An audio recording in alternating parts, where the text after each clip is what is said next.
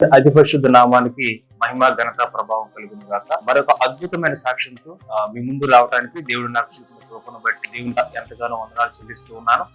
ఇప్పుడు మనతో ఉన్న అయ్యగారు సేవకులు, నేను కొత్తగా పరిచయం చేసేది ఏం లేదు. అయ్యగారు ఏ టీవీ ప్రోగ్రాం లేకుండానే దేవుడు ఎంతగానో దీవించి మరి పెద్ద సంఘాన్ని ఇచ్చినటువంటి మరి అయ్యగారు మ్యాథ్యూస్ అయ్యగారు రాసిన పాట మీకు అందరికి తెలిసే ఉంటుంది. ఎడబాయని నీ కృప నన్ను విడువది అన్నట్టుకి.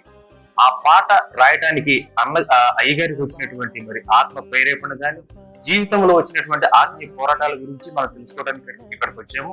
అయ్యగారితో ఇప్పుడు మనం మాట్లాడదాం. వందనాలు అయ్యగారు. ఆ ఎడబాయని నీ కృప నన్ను విడువది అన్నట్లనే పాట మీరు ఏ సందర్భంలో రాశారు? దేవుడు ఏ ఆత్మీయ పోరాటాల మధ్య మిమ్మల్ని ఆ పాట రాయించారు? అదొకసారి నువ్వు పంచుకున్నాయి.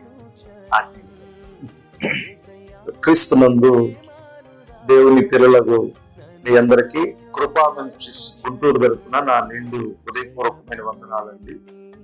మరి ఈ రీతిగా మిమ్మల్ని కలుసుకోవడానికి ప్రభు ఇచ్చిన కృపను బట్టి నేను దేవుడిని స్తుతిస్తున్నాను.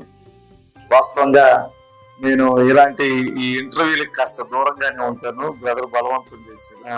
ఏమి లేదు, ఇది నేను ఫస్ట్ ఏదో పెద్ద రచయితను కాదు, పెద్ద గాయకుడిని కాదు, సంగీతం తెలిసినటువంటి వాడిని కాదు.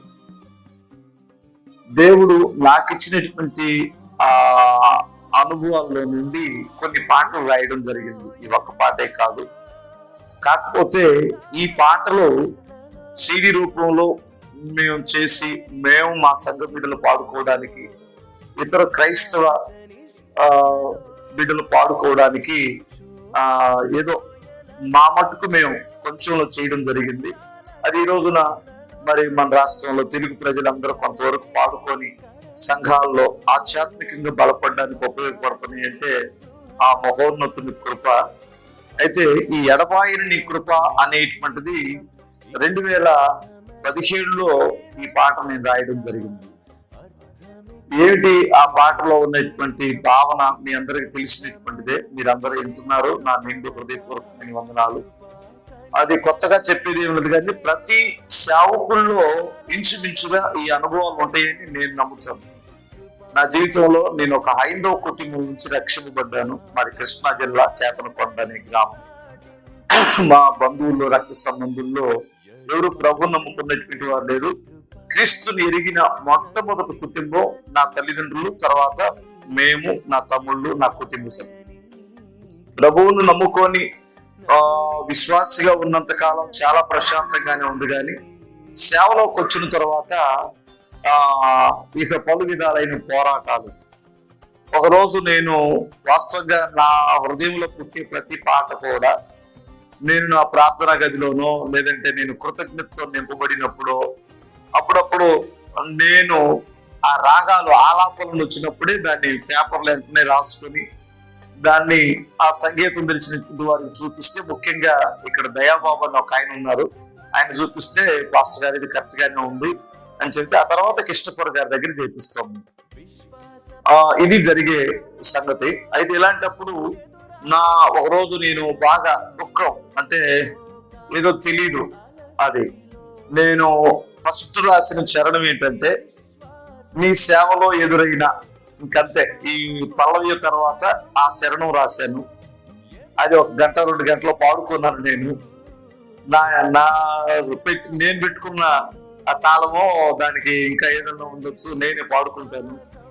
ఆ తర్వాత 3 చరణాలు కావాలి కనుక దానికి ఆ తర్వాత రాసిన చరణం ఏంటంటే, నేను క్రీస్తులోనికి రాకమునుపు అసలు నా జీవితంలో దేవుడు ఏం చేశాడనేటువంటిది.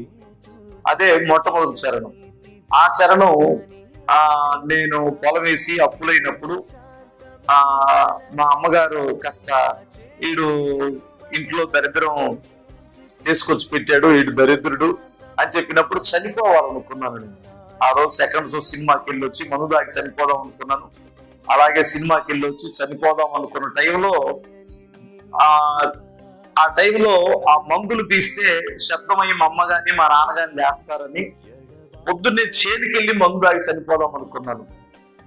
ఆ రాత్రి దేవుడు నన్ను దర్శించారు. మా అమ్మగారికి బాప్తిస్మం ఇచ్చిన పాస్టర్ గారి లాగా కలలోకి వచ్చి నాతో మాట్లాడడం, నేను ఆ మనసును మార్చుకోవడం.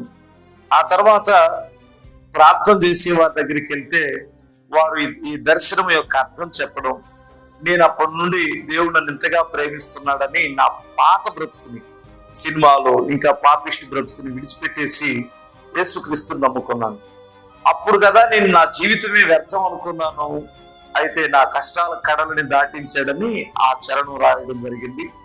ఆ తర్వాత వాస్తవంగా విశ్వాసిగా ఉన్నప్పుడు కానీ, సేవలో ఉన్నప్పుడు కానీ కొన్నిసార్లు మీకు కూడా రావచ్చు ఆలోచన ఏంటంటే, మనకంటే భక్తిహీనులే బాగుంటున్నారు కదా, మనం ఎంత నీతి కలిగి బ్రతుకుతుందా ఏంటి, మన జరిగేది ఏంటి అనిపించవచ్చు.